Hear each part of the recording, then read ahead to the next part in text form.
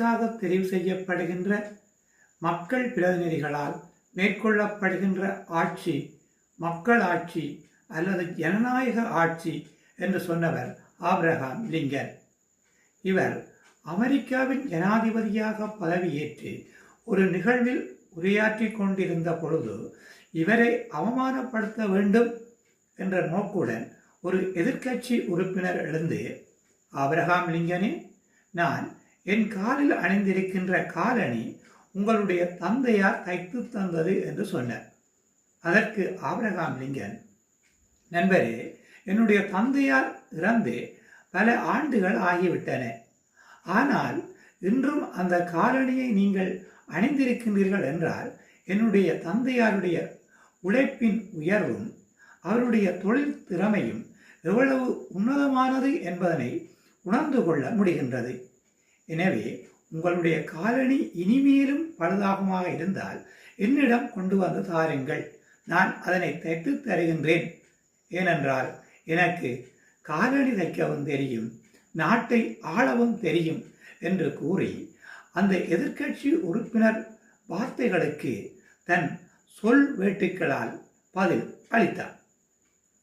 Abraham Lincoln அறிவும் திறமையும் மிக்கவர். எல்லோரையும் கவரும் வகையில் கலகலப்பாக நகைச்சுவையுடன் பேசுவார். உயர்ந்த மனிதர். அமெரிக்காவின் 16வது ஜனாதிபதி. கருப்பின மக்களுக்கு விடுதலையினை பெற்றுக் கொடுத்த ஒரு விடிவெள்ளி ஆபிரகாம் லிங்கன். இவர் அமெரிக்காவின் கெண்டகி எனும் இடத்தில் 1809ஆம் ஆண்டு பிப்ரவரி மாதம் 12ஆம் தேதி ஒரு ஏழை குடும்பத்தில் பிறந்தார். இவருடைய தந்தையார் தாமஸ் லிங்கன் ஒரு மரவேலை செய்யும் தொழிலாளி. அத்துடன் காலணி தைக்கும் தொழிலினையும் செய்து வந்தார். ஆபிரகாம் லிங்கன் சிறுவனாக இருந்த பொழுது அவருடைய தாயார் நான்சி இறந்து விட்டார்.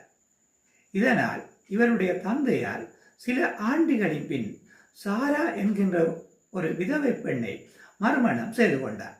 இவர் ஆபிரகாம் லிங்கன் மீது அன்பும் அக்கறையும் காட்டினார். அக்காலத்தில் ஆபிரகாம் லிங்கன் வாழ்ந்த அந்த ஊரில் பாடசாலைகள் இல்லை. இதனால் இவர் சுமார் 10 கிலோமீட்டர்கள் வரை நடந்து சென்று கற்றார். நண்பர்களிடம் புத்தகங்களை கடன் வாங்கி படித்தார். ஓரளவு படித்த ஆபிரகாம் லிங்கன் பின்னர் ஒரு கடையில் வேலை பார்த்தார். அந்த வேலை இவருக்கு சரிவரவில்லை. அதனால் ஒரு நண்பரிடம் கடன் வாங்கி ஒரு கடையினை நடத்தினார். அதிலும் இவரால் இலாபத்தினை பெற்றுக்கொள்ள முடியவில்லை. பின்னர் இவர் தபால்காரனாக பணியாற்றினார். அதன் பிறகுதான் இவர் சட்டம் கற்று ஒரு வழக்கறிஞர் ஆனார். ஆபிரகாம் லிங்கன் சிறுவனாக இருந்த பொழுது அமெரிக்காவில் கருப்பின மக்கள் அடிமைகளாக நடத்தப்படுவதை கண்டார். கலக்கம் அடைந்தார். அந்த மக்களுக்கு விடுதலையை அளிக்க வேண்டும் என எண்ணினார்.